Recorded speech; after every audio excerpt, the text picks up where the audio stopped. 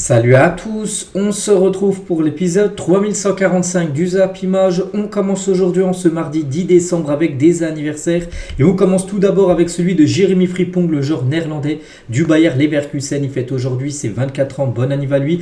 Et également Lucas Perry, gardien de but de l'Olympique Lyonnais, il fête aujourd'hui ses 27 ans. Par exemple Adrien Thomasson, milieu offensif de l'équipe de Lens, il fête aujourd'hui ses 31. On continue, on va parler maintenant de ce qui s'est passé lors de la soirée hier. On commence tout d'abord en Première Ligue. C'était le dernier match de la 15e journée du championnat anglais entre West Ham et Wolverhampton, et c'est West Ham qui s'est imposé 2-1 grâce à Thomas Soucek et Jarrod Bowen. Donc les 3 buts, parce que côté Wolverhampton, Doherty a été buteur, les 3 buts ont été inscrits en seconde période.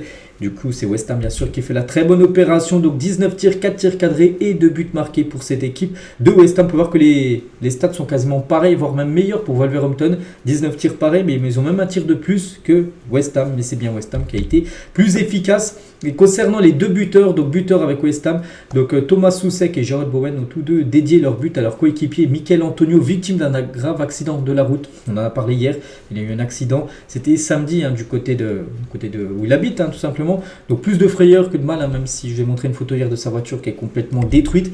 Donc hier bien sûr il y a eu beaucoup de messages de soutien pour Michail Antonio, voilà, par rapport à son grave accident. On ne sait pas quand il reviendra. Il s'est fait opérer d'une fracture bien sûr à la jambe, donc bon rétablissement à lui.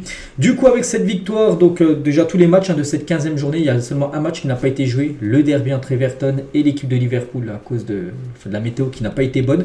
Et du coup ce classement après 15 matchs, enfin 14 pour Liverpool et Everton, mais Liverpool en tête, voilà, avec 4 points d'avance sur Chelsea, mais avec un match en retard bien sûr pour Liverpool. Donc Chelsea deuxième 31 points, Arsenal troisième 29 points et quatrième Manchester City 27 points. Donc West Ham avec sa victoire remonte à la 14e position de ce championnat de Première Ligue. On prend la direction cette fois-ci de la Liga. Il y avait également une rencontre hier entre Retafe et l'Espagnol de Barcelone, et c'est Retafe qui s'est imposé 1-0 grâce à Rodriguez, buteur à la 8e minute de la partie. Donc parfait bien sûr pour l'équipe de Retafe. Et du coup tous les résultats de cette 16e journée du côté de la Liga. On a déjà parlé bien sûr de la victoire du Real, du nul du Barça et de la victoire de l'Atlético Madrid. Et du coup au classement, le Barça bien sûr en tête devant le Real et l'Atlético Madrid 3e. Du côté de la Serie A, il y avait également un match hier lundi, donc Monza contre Udinese, et c'est Udinese qui s'est imposé 2-1 grâce à Lucas et Pidgeol. Donc voici les statistiques. Donc pourtant Monza plutôt dominé avec plus de 27 tirs, 17 tirs de plus que l'équipe d'Udinese, mais c'est bien Udinese qui a été plus efficace. 3 tirs cadrés, 2 buts marqués pour eux. Et concernant l'homme du match, c'est Jaka Pidgeol. Il a été buteur hier. C'est le capitaine de cette équipe et c'est lui qui a remporté le prix du meilleur joueur du match. Tous les résultats de cette 15e journée du côté de la Serie A et le classement dominé par l'Atalanta Bergame, Naples 2e et l'Inter Milan à la 3e position. On va noter que l'Inter et la Fiorentina ont un match en retard. On prend la direction également de la France. Il y a un match de Ligue 2 hier, une belle affiche entre le 3e et le 5e, et c'est le FC Metz qui s'est imposé contre Dunkerque, qui était 3e avant le match. Donc une victoire 2-0, les 2 buts ont été inscrits après la 90e. Donc premier buteur 90e et deuxième buteur 93e minute de la rencontre. Voilà, 2 buts en toute fin de rencontre qui font les affaires tout simplement du FC Metz. Voici les statistiques de la partie. Donc un match où les tirs cadrés ont été beaucoup plus côté Metz que côté Dunkerque. 11 tirs pour Dunkerque, seulement une frappe cadrée. Voilà, trop peu précis. Et du coup tous les résultats de cette 15e journée qui s'est déroulée sur vendredi, samedi et lundi, avec la victoire bien sûr de Metz contre Dunkerque pour finir. Donc Metz avec cette victoire remonte sur le podium et 3e, et Dunkerque du coup descend d'une place 4e. Ce classement toujours dominé par le Paris FC et l'équipe du FC Lorient. On a parlé de tout ce qui s'est passé hier. Maintenant, on va parler de ce qui se passe aujourd'hui. C'est la Ligue des Champions. Voici le gros programme de la Champions League pour aujourd'hui et pour demain. Donc, bien sûr, je ne vais pas citer toutes les rencontres, mais voilà, il y a du très très lourd. Donc, concernant les clubs français, donc 2 équipes jouent ce soir, 2 équipes jouent demain. Donc, ce soir, il y aura Brest contre le PSV et le Paris Saint-Germain du côté de Salzbourg. Et demain, ça sera Lille contre Sturm Graz et Monaco qui se déplace du côté de Arsenal pour un gros match de Ligue des Champions. Mais nous, avant de parler des matchs de demain, tout ça, on va déjà regarder le programme bien sûr pour aujourd'hui. Donc, par exemple, à 18h45, Liverpool se déplace à Girona. Donc, ce soir, il y a un beau Atalanta Bergame, Real Madrid. Les 2 équipes ont gagné les 2 Coupes d'Europe saison dernière, une l'Europa League et l'autre la Ligue des Champions. Donc elles se sont déjà affrontées en Super Coupe d'Europe en début de saison, c'était le Real qui s'est imposé. Il y a un beau Bayer Leverkusen Inter Milan, mais pas que l'Inter, au bout de 5 matchs, toujours 0 but pris, On verra s'ils vont réussir à avoir de nouveau un clean sheet ce soir à Leverkusen. Donc le Bayern se déplace au Shakhtar. Leipzig reçoit l'équipe d'Aston Villa. Donc voilà, grosse journée football. Et nous, on va commencer bien sûr tout d'abord avec le Paris Saint-Germain parce que le PSG est dans le dur total en Ligue des Champions. Et la une du journal Équipe aujourd'hui, version Paris Saint-Germain, donc symphonie ou requiem. Donc pourquoi ce titre, Parce que dans la ville de Mozart, le PSG joue son avenir en Ligue des Champions. Une victoire préserverait ses chances de qualification pour la phase finale. Donc c'est simple, il reste plus que 3 matchs pour le PSG. Donc Salzbourg. Ensuite, après, donc là, c'est le dernier match de l'année 2024 en Ligue des Champions. Ensuite, il restera 2 matchs en janvier. Il restera City à domicile, puis après un déplacement à Stuttgart lors de la dernière journée. Donc c'est simple, il faut gagner au moins 2 matchs sur 3. Voilà, donc c'est pour ça que ce soir, c'est un match peut-être avec l'équipe la moins costaud des 3. Enfin, j'en sais rien. N'oubliez pas que Brest s'est imposé 4-0 à Salzbourg. Bon, après, voilà, ça sera différent ce soir.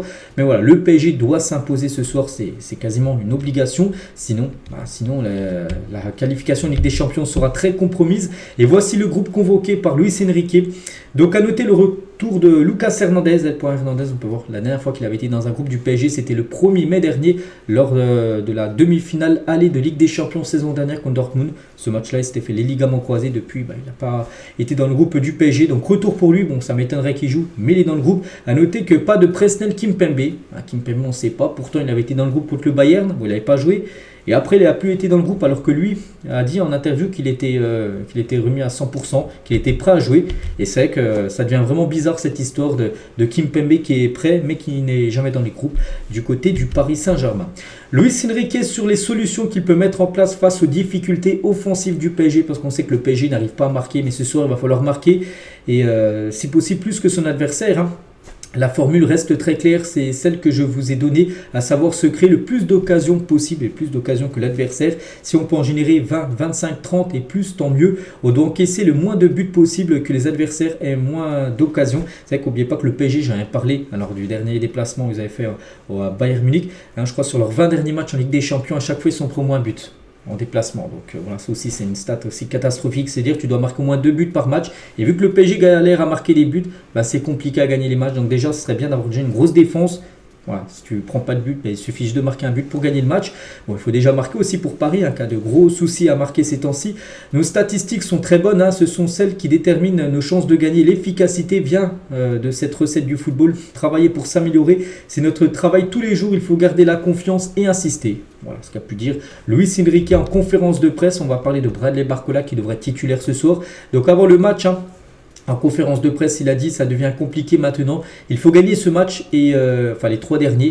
Voilà, moi je dis au moins 2 sur 3 et normalement tu es à ta place. Donc on ne se met pas de pression supplémentaire, mais on sait que c'est maintenant ou jamais. Je n'ai pas d'explication, je dois retrouver cette confiance et ne pas me poser de questions devant le but. Je sais que j'ai des responsabilités. Voilà, ce serait bien que ce soir.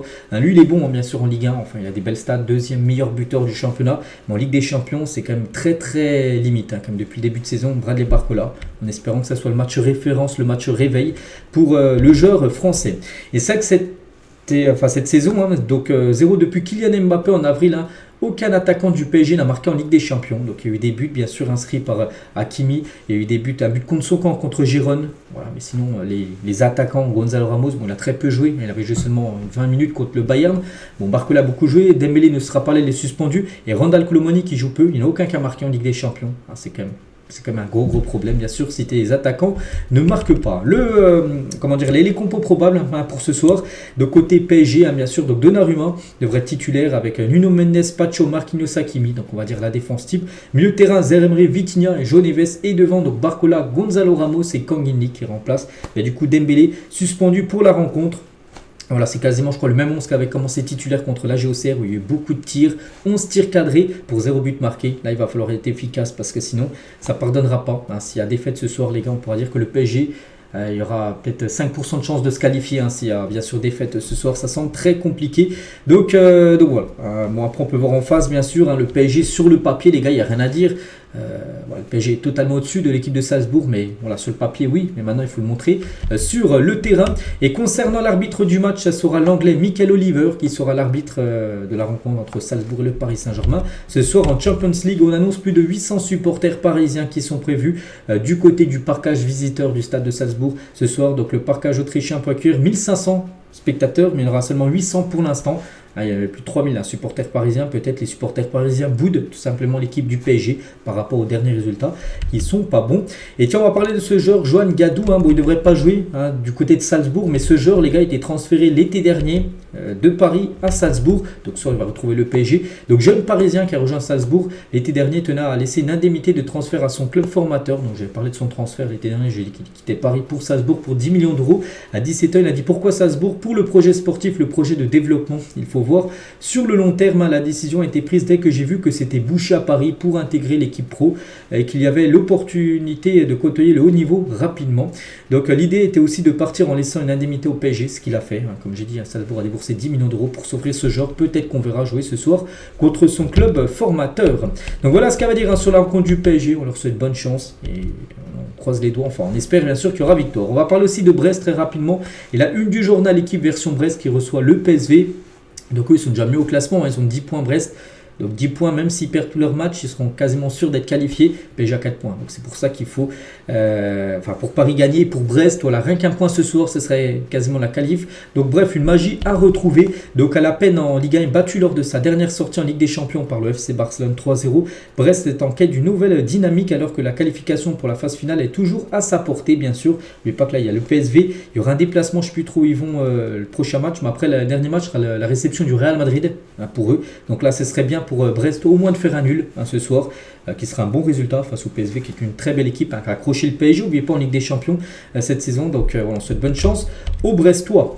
On va parler aussi du Real qui joue un match hyper important parce que le Real Madrid n'est pas au mieux. Bon, ils sont mieux que le PSG qui a 4 points, ils ont 6 points. Ils ont fait 2 victoires, 3 défaites comme le Real, c'est énorme déjà, on a perdu 3 défaites. Et ce soir, il se déplace à l'Atalanta Bergame, une équipe qui n'a plus perdu depuis fin septembre, une équipe qui reste sur 13 matchs d'affilée. Sans défaite en gros, une très belle équipe l'Atalanta. Donc voici déjà quelques jours du Real Madrid avec le béret bien sûr pour Jude Bellingham et Vini est bien de retour. Donc le 7 is back bien sûr, Vini Junior qui a beaucoup manqué lors des derniers matchs, il n'était pas là contre Liverpool, tout ça, donc il sera bien présent. Après est-ce qu'il jouera ou non je sais pas parce que ça fait 3 semaines qu'il n'a pas joué. Peut-être il jouera certainement, mais est-ce qu'il sera titulaire directement ou rentrera en cours de jeu? Ça, on verra. Ce que va décider Carlo Ancelotti. Et Ancelotti tient en conférence de presse sur Kylian Mbappé. Il a dit Mbappé. Aujourd'hui, ça aurait pu être la première conférence de presse sans question sur Mbappé, mais vous l'avez quand même fait. Voilà, donc il y a toujours une question. Conférence de presse sur Kylian. Mbappé va bien, il progresse. Ce que je peux faire, c'est lui redonner la confiance dont il a besoin. Il a été bon lors des 2 derniers matchs. Son match de demain, donc maintenant de ce soir, peut être très important pour nous. Parce que bien sûr, lui sera titulaire, Kylian Mbappé. Toujours pas de rotation, il ne le fait toujours pas souffler. Donc à noter aussi le retour de Rodrigo qui est dans le groupe. Donc voilà, côté Madrid, victoire, il faut gagner pour eux aussi. Parce que s'il y a défaite aussi, ça va commencer à être compliqué. Et tiens, une petite photo de Kylian Mbappé hier lors de l'entraînement du côté du stade de l'Atalanta Bergame. Du côté du Bayern, le Bayern se déplace ce soir du côté du Shakhtar et c'est quand même une équipe très décimée. La dernière fois ils avaient battu le PSG, on se souvient, c'était 1-0 il y a à peu près 2 semaines, mais là ce soir ils feront sans Harry Kane, Manuel Neuer, Kingsley Coman, Palhinha, Alphonso Davies et Serge Gnabry sont tous forfaits pour la rencontre. Donc voilà, ça sera un groupe vraiment très remanié pour Vincent Kompany pour ce déplacement. Et concernant Manuel Neuer, le Kompany annonce que Neuer s'est cassé une côte et ne devrait plus rejouer en 2024, devrait faire son retour dans un mois. Il ne jouera probablement plus cette année, nous l'attendrons à son retour en janvier. Donc voilà, forfait bien sûr pour la rencontre de ce soir. Et concernant un autre gardien, lui fait son retour, c'est Alisson, le gardien de Liverpool. Et Arne Slot annonce qu'Alisson est prêt à faire son retour contre Gérone aujourd'hui, 18h45. Il était blessé depuis le match face à Crystal Palace début octobre. Et voilà, donc ce soir il est dans le groupe. Ce qu'il jouera, on verra. Donc ça sera l'autre gardien qui est Leher, je crois, gardien de Liverpool, donc on verra. Mais c'est vrai que ça se peut que ce soir il soit titulaire. N'oubliez pas que Liverpool déjà qualifié, 5 matchs, 5 victoires. Et ce serait le bon moment, je pense, pour voir Alisson titulaire. Bref, voilà ce qu'elle va dire sur la Ligue des Champions. On reparlera demain, bien sûr, de tous les résultats. On continue avec toute autre chose. On revient, c'était il y a 2 ans, jour pour jour. Et l'équipe de France battait l'Angleterre 2-1 et se qualifiait pour les demi-finales de la Coupe du Monde. Donc c'était en gros les quarts de finale le 10 décembre 2022. Donc Tchouaméni ouvrait le score d'un missile après 17 minutes de jeu. Harry Kane égalisait ensuite sur pénalty avant qu'Olivier Giroud ne redonne l'avantage aux Bleus à la 74e minute de la partie. Donc les 3 Lions auraient pu de nouveau égaliser, mais Harry Kane envoyait son pénalty dans les tribunes. Voilà, ce match-là. Ce match, je pense que beaucoup de personnes ont regardé, c'était il y a 2 ans, jour pour jour. Et également, il y a 2 ans, jour pour jour, c'était également la qualification du Maroc pour la demi-finale. Et le Maroc devenait la première nation africaine à se qualifier pour les demi-finales de la Coupe du Monde. Les Lions de l'Atlas s'imposaient 1-0 face au Portugal de Cristiano grâce à un but de Youssef En-Nesyri. Le Maroc rejoignait alors la France, l'Argentine et la Croatie dans le dernier carré du mondial. Donc il y avait eu France, Maroc demi et Argentine-Croatie dans l'autre demi-finale. Donc n'oubliez pas qu'il y a l'ennemi qui se jouait, je crois, le 13 ou 14, puis la finale qui s'est jouée le 18 décembre, dans 8 jours, ça fera 2 ans jour pour jour. Bref, on continue les gars avec une interview qu'il y avait hier, regardez, lundi 9 décembre à 18h30, c'était hier, Zach Nani, donc c'est un streamer, était avec Pablo Longoria, le président de l'Olympique de Marseille. On va revenir sur quelques déclarations, déclarations lors de cette interview. Donc tout d'abord, le match face à Saint-Etienne, c'est l'un des matchs où j'ai pris le plus de plaisir à voir l'équipe sous Roberto De Zerbi jouer. N'oubliez pas, c'était dimanche soir, la victoire 2-0 de l'OM, qui a été totalement supérieure à l'AS Saint-Etienne. Donc vraiment, il a pris beaucoup de plaisir à suivre cette rencontre. Donc toujours avec Longoria, ça va avant de venir à l'OM qu'il allait être approché par l'Olympique de Marseille. Pourquoi ? Parce qu'il a dit chaque matin, l'Espagnol lit toute la presse internationale et avait lu la situation de Zubizarreta à Marseille, ça se passait pas bien pour Zubizarreta, qui allait se faire licencier. Et du coup, il est parti Zubizarreta, puis il savait qu'il allait se faire certainement approcher, et il a été approché tout simplement par l'Olympique de Marseille pour rejoindre le club. Et on peut voir qu'il a immédiatement accepté l'offre de l'Olympique de Marseille de venir du côté de l'OM. Donc les débuts étaient cependant difficiles, mais depuis, les gars, il fait quand même du très bon taf. Longoria, ça fait je sais pas combien d'années quand même qu'il est du côté de Marseille, je sais pas moi, 4-5 ans. Il n'y a rien à dire, voilà, il est beaucoup aimé, je sais, par les supporters marseillais. Longoria raconte avoir raté Erling Haaland quand il évoluait encore à Molde pour la Juventus Turin. Il était, je ne sais pas s'il avait quel rôle à la Juve, mais il était en mode recruteur et il a loupé Erling Haaland, donc le plus gros échec personnel de sa carrière de scouting quand il était recruteur pour la Juventus. Longoria révèle aussi qu'il avait suivi Hochberg en U17 lorsqu'il évoluait à Brøndby de 2009 à 2012. Voilà, il l'avait surveillé, puis du coup il l'avait pas fait venir, mais bon, il l'a quand même fait venir là cette année du côté de Marseille. Longoria révèle aussi qu'il connaissait le nom de tous les joueurs du championnat italien à 5 ans. À 5 ans, il connaissait. Je lui montrais un joueur, il disait qui est ce joueur, il donnait prénom, nom. C'est quand même fou, à seulement 5 ans. Longoria aussi parle de sa pratique du football lorsqu'il était jeune et qu'il divaguait déjà vers un rôle dans le staff. Parce qu'il a dit que lui, il était nul. Il l'a dit. J'étais très petit, je jouais en tant que milieu de terrain. Je n'ai jamais été un très bon joueur.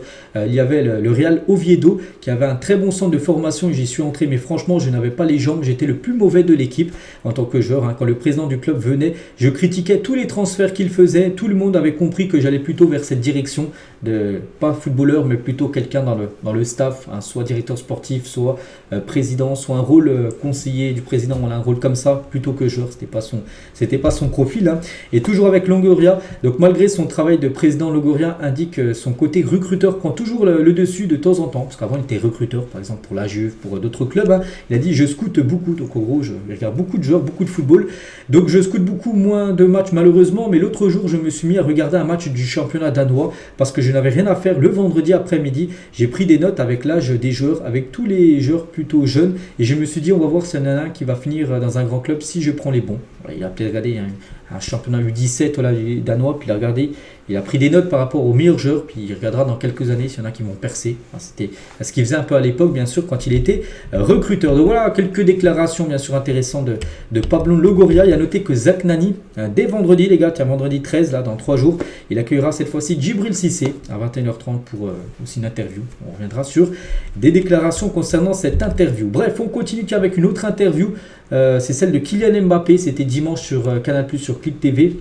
Elle a fait quand même une grosse audience.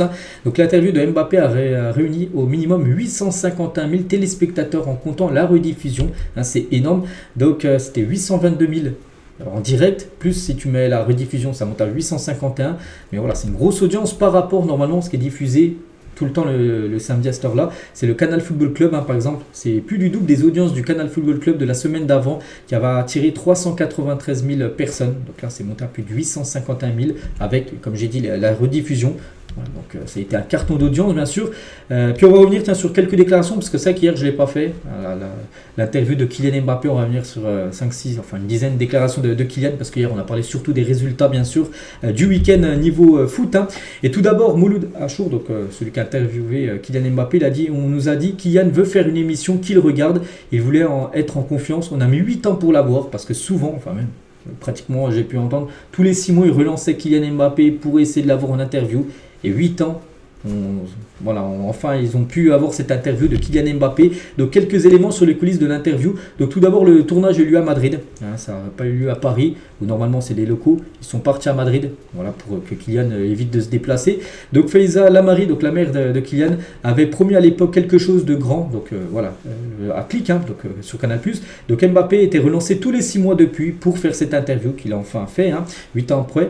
Donc c'est l'entourage de Faiza Lamari qui a contacté l'équipe de Click il y a un mois pour l'entretien, qu'ils étaient ok cette fois-ci pour en faire un, que Mbappé avait besoin de s'exprimer.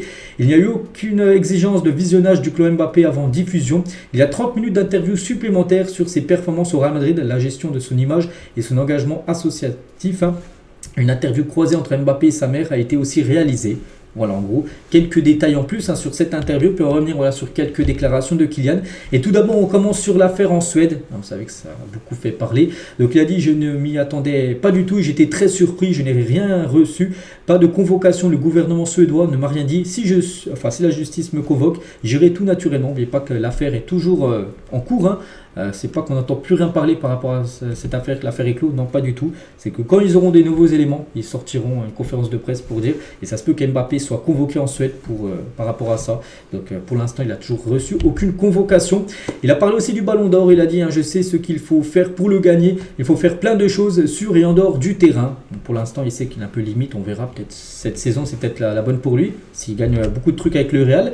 Mbappé aussi avait prévenu Léon Marchand sur la notoriété avant les Jeux Olympiques, il a dit, je lui ai dit, je t'envoie beaucoup, je t'envie beaucoup, mais bientôt je ne t'envierai plus. Et il me répond, mais pourquoi t'es Kylian? J'ai dit, pour l'instant tu vis, mais vu ton talent, vu ce que tu vas faire, bientôt tu vas venir avec moi et tu ne vas plus vivre parce que tu pourras plus aller dans la rue. Tout le monde va te demander des selfies, tout ça, tu pourras plus faire ce que fait des autres personnes lambda. C'est top parce qu'il a écrit l'histoire, mais il va rentrer dans le club de ceux qui sont vus partout et tout le temps. Voilà, ce qu'il a pu dire par rapport à la notoriété, bien sûr, que a maintenant Léon Marchand. Kylian également, donc j'ai été très exposé très tôt, malgré tout.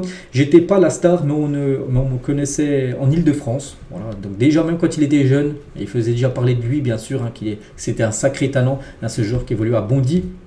Dans le 93, toujours avec Kylian, est-ce que le PSG a une chance de gagner la Ligue des Champions? Il a dit pour l'instant, j'espère pas parce que je suis à Madrid et il n'y a pas de coupe. Lui préfère la gagner, bien sûr. Et s'il a gagné avec le Real, c'est-à-dire que le PSG ne la gagne pas. On en demande 3 à Kylian en tant que capitaine des Bleus, selon lui. Je n'ai même pas je n'ai pas le même brassard qu'Hugo Lloris. Moi, on me demande beaucoup de choses. On me demande un autre métier par rapport à Hugo. J'étais là quand il était capitaine, je voyais bien. Peut-être à Hugo, on demandait moins en tant que capitaine que ce qu'on demande à Kylian Mbappé maintenant qu'il est capitaine des Bleus. Mbappé aussi refuse qu'on dise qu'il s'en fout des Bleus. Mais à vous, se concentrer sur le Real. Il a dit à l'équipe de France, c'est le seul endroit où j'ai tout pardonné. J'ai touché 0 € depuis ma première sélection. Ça ne me rapporte rien les Bleus financièrement. Je suis même à perte vu que je dois prendre l'avion de Madrid maintenant pour aller jusqu'à Paris, à Clairefontaine. Il a dit à l'Euro 2021, on m'a traité de singe et j'ai dit pas de souci. On m'a mis la responsabilité de pas mal d'échecs sur mon dos. Je me disais aussi pas de souci parce qu'en 2021, par rapport à son penalty loupé contre la Suisse en 8e de finale, il était beaucoup critiqué, même des injures racistes. Donc il a dit qu'il est passé outre ça, malgré que c'est quand même incroyable quand même de voir ça. Et au final, regarde, il y en a qui disent que je m'en fous de l'équipe de France, mais comment ça, malade ou quoi? J'ai tout fait pour mettre l'équipe de France le plus haut possible, la représenter. J'ai même donné mon nez par rapport à l'Euro. Il s'est fait casser le nez, l'Euro, il y a quelques mois. Maintenant, certains disent qu'il s'en fout de l'équipe de France depuis qu'il est au Real Madrid. Ouais, je suis concentré sur le Real Madrid, c'est très important, c'est un rêve, mais je n'ai jamais abandonné l'équipe de France. Voilà, par rapport aux Bleus. Toujours avec Kylian Mbappé, donc il revient aussi sur cette affaire de la Suède. Donc avant de partir au resto, il y a cette photo, tout le monde m'a envoyé des messages, plein de journalistes étaient là. Je ne sais pas comment ils savaient que j'étais là, parce que lui il voulait partir incognito, vraiment. Personne, lui il avait dit à personne qui partait en Suède, mais il a quand même été photographié. On peut voir cette photo-là avec ses amis du côté de la Suède. Kylian était prêt à rester au PSG pour Ethan cet été. Les mots d'un grand frère, il a dit, lui, il n'avait rien demandé. Son Real Madrid à lui, c'était le PSG. Donc lui, Kylian Mbappé, son rêve, c'était le Real. Il a dit pour Ethan Mbappé, son rêve, lui, c'était le PSG. Il a dû quitter Paris. Et indirectement, c'est moi qui lui ai enlevé son rêve. Enfin, je l'ai ressenti comme ça. Je m'excusais tout le temps auprès de lui. Je lui ai même dit que si ça pesait sur lui, je prolongerais encore et on resterait ici à Paris. Il était prêt à rester à Paris pour que son frère reste à Paris. Mais son frère lui a dit non, vas-y, c'est ton rêve, va jouer au Real. Et du coup, ça s'est passé comme ça.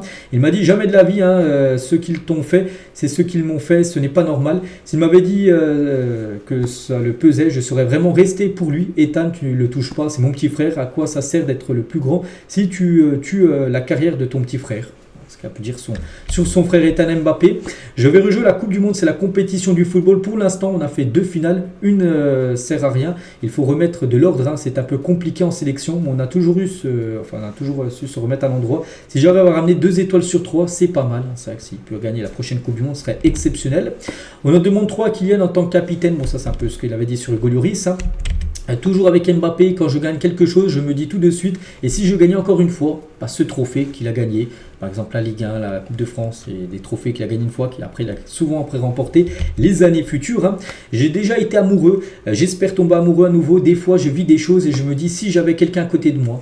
Voilà, donc pour l'instant, il n'est pas en couple, d'après ce qu'il peut dire, et ça fait longtemps qu'il n'a pas été amoureux. Kylian Mbappé, c'est vrai que c'est un peu compliqué, je pense, surtout que les footballeurs professionnels sont souvent en déplacement, mais bon, il y a plein de footballeurs, bien sûr, qui sont en couple. À un moment, j'ai peut-être été autant que le président, j'ai peut-être été émo autant que le président, aujourd'hui peut-être un peu plus, voilà. Et toujours avec Kylian, depuis que j'ai 14 ans, tout le monde me disait que je serais grand, mais quand tu es grand, il faut accepter d'être petit, voilà. Donc pas mal de déclarations, voilà, de Kylian Mbappé. Il y en a encore plein d'autres, j'en ai sélectionné quelques-unes, les gars, par rapport à son interview qui est sortie, c'était dimanche soir sur Canal+. On continue, les gars, avec toute autre chose, mais ça concerne également un peu Kylian Mbappé parce qu'il est dans l'équipe, donc officiel. Voici le 11 FIFA Pro de l'année, donc en gros les meilleurs joueurs de cette année 2024. Donc en gros, ce 11 a été élu par plus de 21 266 joueurs, c'est pas des journalistes, c'est des joueurs. Pratiquement tous les joueurs de football professionnel, ils avaient un vote, ils ont voté pour cette équipe. À chaque fois, tu leur proposais une liste de 5-6 gardiens, mais ils choisissaient un gardien. Puis c'est Ederson qui a eu le plus de votes. En défense, Cavani, Rudiger, Van Dijk, milieu de terrain, De Bruyne, Rodri, Kroos et Bellingham. Et devant, c'est Vini, Haaland et Kylian Mbappé qui est dedans, Kylian. Donc oui, il y a des absents. Lamine Yamal aurait pu être dedans. Il y a plein de joueurs qui auraient pu être également dedans. Harry Kane, il aurait pu être dedans avec tous les buts qu'il a pu marquer saison dernière. Mais voilà, c'est ce 11-là qui a reçu le plus de votes. Et c'est les footballeurs qui ont voté. Donc voilà, vraiment une équipe significative de ce que pensent les footballeurs professionnels. Donc voilà, sur tous les votes, aucun joueur n'a reçu plus de votes que Jude Bellingham. Voilà, sur les 21 266 votes, il a reçu quand même 11 176 votes. Jude Bellingham, on peut voir là le chiffre, c'est-à-dire c'est énorme. C'est-à-dire que c'est lui qui a reçu le plus de votes, donc lui sûr il était dans l'équipe. Voilà, Jude Bellingham. Donc cela représente 53% des joueurs qui ont voté.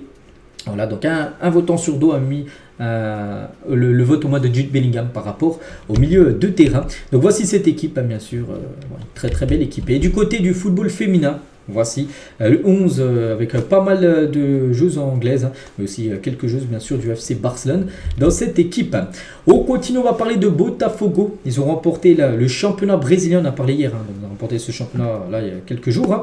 Et bref, ils sont devenus le 3e club de l'histoire avoir remporté le championnat brésilien et la Copa Libertadores, la Ligue des Champions, la même année. Il y avait eu Santos en 62 et 63, coup sur coup. 2 années, ils avaient remporté 2 fois ces 2 compètes. Et il a fallu attendre Flamengo en 2019, vous savez. Et bien là, du coup, Botafogo, qui a remporté bien sûr la Ligue des Champions et le championnat la même année. On va parler aussi de ce qui s'est passé, ce qui aurait pu se passer, heureusement ça ne s'est pas passé, entre Nantes et Rennes lors du match de Ligue 1, c'était dimanche. Selon Ouest France, une alerte à la bombe à la Beaujoire est survenue dimanche durant le derby de la 14e journée, remporté par Nantes 1-0. Un homme de 72 ans et son fils ont été interpellés à Paris et placés en garde à vue. Voilà, donc en gros, un homme se déclarant du Hamas a appelé donc la police pendant la 2e mi-temps du match Nantes-Rennes pour signaler qu'il avait posé une bombe dans le stade. Les autorités ont pu retracer l'appel situé à Paris et interpeller les auteurs de cette blague de très mauvais goût. Oui, très mauvais goût bien sûr. Les deux ont été placés en garde à vue, donc voilà, ce qui ce qui est sorti aujourd'hui sur le journal Ouest France.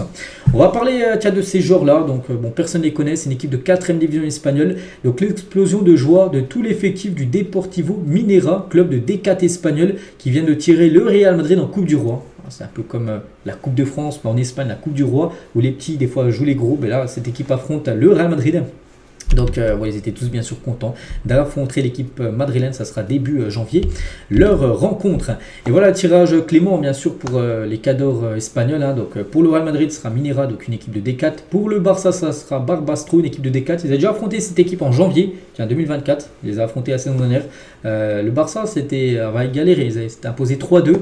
Contre cette équipe. Donc voilà, c'est une D4. Et l'Atlético affrontera l'équipe de Marbella, une équipe de 3e division espagnole pour le tour, c'est les 16e de finale de cette Coupe du Roi. On va parler de Jude Bellingham, tu en as parlé tout à l'heure, qui était dans le 11. Et c'est vrai que Jude Bellingham, il est bien mieux actuellement que sur son début de saison. Bellingham, lors de ses 7 premiers matchs de Liga de la saison, il avait marqué 0 but, une passe D. Au bout de 7 matchs, on s'est dit, qu'est-ce qui se passe avec Bellingham? Est-ce que c'est Mbappé qui fait que Bellingham n'est plus bon? Non, parce que depuis les gars, sur les 5 derniers matchs, il a marqué 5 buts et 3 passes D. Donc voilà, ça va beaucoup mieux sur les 5 derniers matchs que sur ces 7 premiers matchs du côté de la Liga. On va parler toujours du côté du Real, on va parler du jeune Endrick, un joueur qui joue très peu quand même du côté du Real Madrid. Et d'après Marca, donc Endrick ne veut pas partir du Real Madrid cet hiver en prêt. Le joueur est conscient de la concurrence présente au Real Madrid et il veut se battre jusqu'au bout pour gagner du temps de jeu parce qu'on sait que son temps de jeu est très réduit. C'est l'un des joueurs, je crois, en dessous, il y a seulement Jesus Valero, un défenseur central, donc lui qui joue quasiment jamais. Il a, je crois, joué seulement 10 minutes depuis le début de saison. Le deuxième joueur qui a joué le moins, c'est Endrick. Donc on se dit peut-être un prêt pour lui pour être bien. Et non, les gars, il veut rester au Real, donc c'est très bien. Il veut essayer de gagner sa place. Donc voilà, il restera au Real Madrid au moins jusqu'à l'été prochain. Jonathan David portera le badge top scorer sur son maillot à Marseille samedi. Samedi à Marseille contre Lille. Et portera ce badge du meilleur buteur de la Ligue 1, vu que c'est plus Brad et Barcola, c'est Jonathan David avec 11 buts inscrits du côté de la Ligue 1. Zlatan Ibrahimovic sur l'AC Milan. Il a joué pour de nombreux clubs extraordinaires, mais le club qui m'a le plus donné... m'a plus donné dans ma carrière est Milan. C'est Zlatan qui a joué au Barça, qui a joué au PSG, qui a joué dans la Juve, dans beaucoup d'équipes, et le club qui l'a plus marqué, c'est bien sûr l'équipe milanaise, où maintenant il a un rôle, je crois, il est directeur sportif, je crois, ou un rôle comme ça, un peu du côté de l'équipe milanaise. Il ne veut plus s'arrêter avec ses doigts d'honneur. Cole Palmer, c'est trop, c'est vrai, Cole Palmer, les gars, voilà, très bon footballeur, mais c'est que souvent quand il est en photo, il fait des doigts d'honneur. Alors, la fin de match dans le vestiaire de Tottenham, après que son équipe ait gagné 4-3, et surtout que lui, il a inscrit un doublé. Le 3e maillot du Real Madrid pour la saison prochaine, voilà, devrait être un maillot de couleur bleue et du blanc. Voilà, très beau maillot avec le signe, le logo Adidas Vintage à l'époque. West Ham a fait une réunion pour Allegri, parce que West Ham, on sait qu'ils ont gagné hier. Alors ça leur fait du bien, parce que, moi je montrais le classement, ils sont 13e, ils sont quand même très loin au classement. Mais voilà, cette équipe de West Ham, si les résultats continuent à pas être bons, malgré qu'ils ont gagné hier, ça va faire une bouffée d'oxygène à l'entraîneur qui est Lopetegui. Et Allegri pourrait être le remplaçant de Lopetegui si les résultats venait de nouveau être médiocre.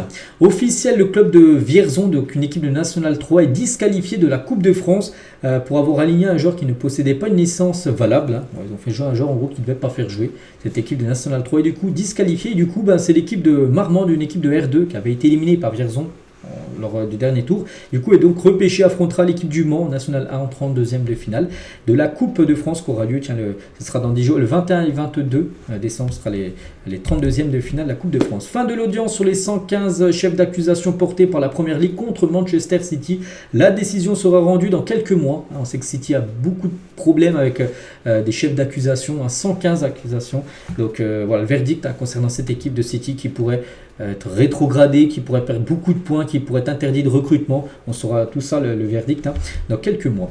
Ces tifos magnifiques des supporters de Slavia Prague en déplacement sur la pelouse du Sigma Olomouc hier. Voilà, un travail quand même remarquable. Regardez comme les tifos sublimes. Je ne sais pas ce que vous en pensez, les gars, ils sont quand même très très beaux. Donc grand respect aux supporters de cette équipe. Officiel, David Cotte est limogé avec effet immédiat. L'arbitre de Première Ligue avait été filmé en train de qualifier Liverpool comme un club de merde en gros, avant qu'une vidéo fuite où l'on voit en train de renifler de la poudre blanche, un jour après Espagne-Allemagne lors de l'Euro, où il était le responsable de la VAR. Voilà, en plus j'en ai parlé il y a quelques jours, pas mal de vidéos ont sorti sur lui et du coup une enquête, il est passé en mission de discipline et du coup il est limogé, il n'est plus arbitre en Première Ligue, c'est fini. Voilà, c'est dommage pour lui, il a fait n'importe quoi et du coup il a joué, il a perdu. Hein, donc bon, je souhaite bonne chance hein, pour la suite de sa vie professionnelle. Il avait aussi qualifié Georgian Club de, on peut voir, allemande. Donc voilà, je ne sais pas pourquoi il a complètement disjoncté. Et du coup, il n'est plus arbitre. Paul Pogba aimerait rejoindre en France et n'est pas sensible à l'Olympique de Marseille. Hein. Son objectif au plus profond de lui, retrouver l'équipe de France. C'est certainement l'objectif Coupe du Monde 2026 qui peut être un objectif qui peut être réalisable bien sûr pour Paul Pogba, et il sait que Marseille peut mettre en valeur ses performances bien sûr, hein, pas de discussion encore, mais Franck McCourt avait été sous le charme hein, de la pioche lors de la demi-finale de l'Euro 2016 France-Allemagne, quelques semaines avant de racheter l'Olympique de Marseille. L'actionnaire américain est plutôt du genre en ce moment à assumer ce genre de pari, peut-être le dossier de l'hiver, n'oubliez pas qu'il pourra rejouer en mars prochain Paul Pogba, donc voilà. Et pourquoi pas l'OM? Imagine, ce serait quand même costaud. Hein. À Marseille, il y a déjà Rabiot, Hochberg, puis tu rajoutes un Paul Pogba au milieu de terrain. Ah, ce serait un très gros milieu de terrain du côté de l'OM, si bien sûr Paul Pogba venait à arriver. 450 engins pyrotechniques ont été allumés à Geoffroy Guichard avant-hier lors du match entre Saint-Etienne et l'Olympique de Marseille. On sait même le match a été interrompu quelques minutes en fin de rencontre parce qu'on n'avait plus rien. Il y a trop de brouillard. Et du coup, ça sent la grosse amende. Hein, bien sûr, la décision concernant la sanction devrait être connue le 18 décembre prochain avec probablement du huis clos à la clé. Peut-être une grosse amende et certainement un huis clos, peut-être deux. Enfin, voilà, parce qu'ils n'aiment pas ça, la LFP, tous les fumigènes, tout ça. Pourtant, il y en a eu plus de 450 hein, qui ont été craqués lors de la rencontre d'avant-hier. Et on finit les gars, tiens, j'ai trouvé une photo des plus grandes rivalités du football. Voilà, donc en première position, en gros, c'est Boca Juniors contre River Plate, c'est du côté de l'Argentine. On peut voir la rivalité Barça-Real Madrid. En deuxième position, la rivalité en troisième, c'est les Glasgow contre le Celtic en Écosse. Par exemple, on peut voir Dortmund contre Schalke, le Galatasaray contre le Fenerbahçe. On peut voir Marseille-PSG à la 13e position. Bon, je ne sais pas ce que ça vaut, hein, mais voilà, par rapport aux plus grandes rivalités, on peut voir le derby Saint-Etienne-Lyon à la 44e position, le derby entre Lens et Lille à la 83e position. Je trouvais ça, j'ai voulu partager ça, je ne sais pas trop ce que ça vaut, mais voilà, on finit avec ça aujourd'hui. Donc voilà les gars ce qu'il y avait à dire, j'espère que ça vous a plu. Donc nous on se retrouve demain bien sûr, je vous souhaite une bonne journée, je vous souhaite également une grosse soirée Ligue des Champions bien sûr, prévue ce soir. Les bonnes journées à vous et à demain.